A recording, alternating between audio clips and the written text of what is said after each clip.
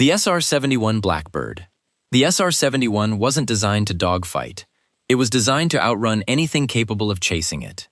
Developed by Lockheed's Skunk Works division during the Cold War, the Blackbird flew at over Mach 3, more than 30 kilometers every minute. At those speeds, friction against the atmosphere heated the aircraft's skin to over 300 degrees Celsius, hot enough that the entire airframe had to be constructed primarily from titanium, a material so difficult to machine at the time that Lockheed had to invent entirely new manufacturing techniques just to work with it. And when surface-to-air missiles were launched at the SR-71, pilots were trained to do something almost absurd: not evade, accelerate. In more than 2 decades of operational service, no SR-71 was ever lost to enemy fire. The Concorde.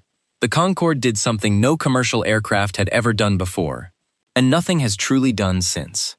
It made the Atlantic Ocean feel small, cruising at over Mach 2, twice the speed of sound, and more than 18 kilometers above the Earth. The Concorde could fly from London to New York in under 3.5 hours. Passengers traveling westward could watch the sun rise behind them, outrun it across the Atlantic, and land before local time had even caught up with their departure. The engineering required to achieve this inside a commercial airliner was extraordinary. During flight, heat caused the fuselage to expand by up to 25 centimeters, and the aircraft's nose had to tilt downward during landing, because the Concorde's steep angle made forward visibility almost impossible from the cockpit. It was retired in 2003, and in the decades since, nothing has truly replaced what it was. The Lockheed U-2. The U-2 doesn't break records with speed. It breaks them with altitude. Designed to fly higher than enemy aircraft and beyond the reliable reach of most missiles, the U-2 operates more than 21 kilometers above the Earth, an altitude so extreme that pilots must wear full pressure suits similar to those used by astronauts.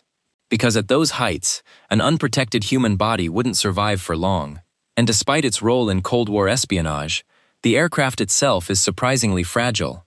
Its massive lightweight wings make it handle more like a glider than a conventional military aircraft.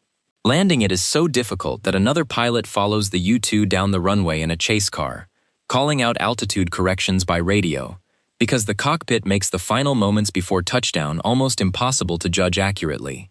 The U-2 first entered service in 1956, and somehow, it's still flying missions today. The Antonov An-225. The An-225 was built for one original mission: to carry the Soviet space shuttle on its back. That single requirement created the largest aircraft ever built. A wingspan of 88 meters, 6 massive turbofan engines, and a maximum takeoff weight of over 640 tons. Its cargo hold was so enormous that it measured longer than the Wright brothers' entire first flight. Wherever the An-225 landed, people stopped to watch. Airport crews, pilots, passengers. Everyone understood they were looking at something that barely seemed possible. Only one An-225 was ever completed, and in February 2022, it was destroyed during the conflict in Ukraine at the Hostomel airport where it had been stationed. The estimated cost to rebuild it is now measured in billions of dollars, if it is ever rebuilt at all. The B-2 Spirit. The B-2 Spirit costs more than $2 billion per aircraft, more than its own weight in gold. That price exists because what the B-2 does still sounds almost impossible.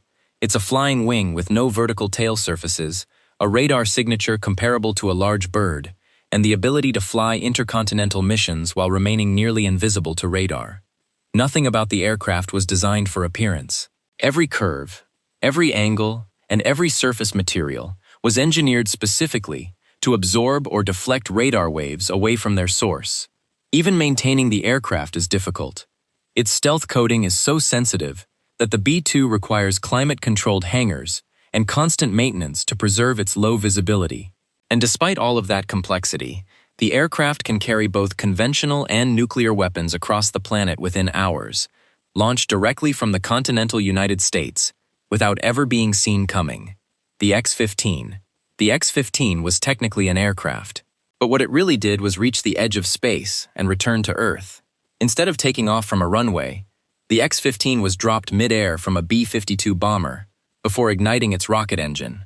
From there, it accelerated to Mach 6.7, more than 7,000 kilometers per hour, and climbed above 80 kilometers altitude, where the atmosphere becomes so thin that normal aerodynamic controls stop functioning entirely.